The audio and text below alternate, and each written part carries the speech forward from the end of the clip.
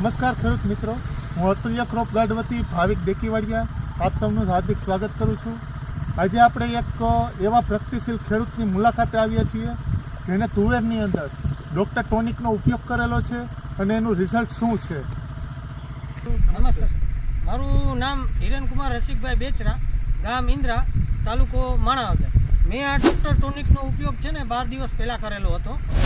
ત્યારે નકરું ફ્લાવરિંગ જ હતું તુવેરની અંદર.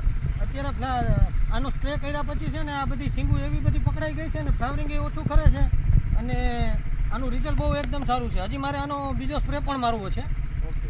12 દિવસ થયા છે અને હજી એક સ્પ્રે મારી દઉં એટલે આનું રિઝલ્ટ બહુ મસ્ત છે. હું તો આ ખેડૂત મિત્રોને ભલામણ કરું છું કે આનો ઉપયોગ કરવો જોઈએ.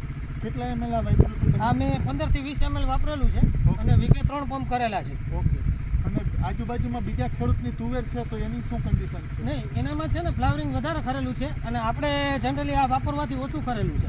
મેં થોડુંક વાર રાખેલું છે, ત્યાં ઓછું છે એટલે મારે જાતે જોવાઈ જ ગયું છે.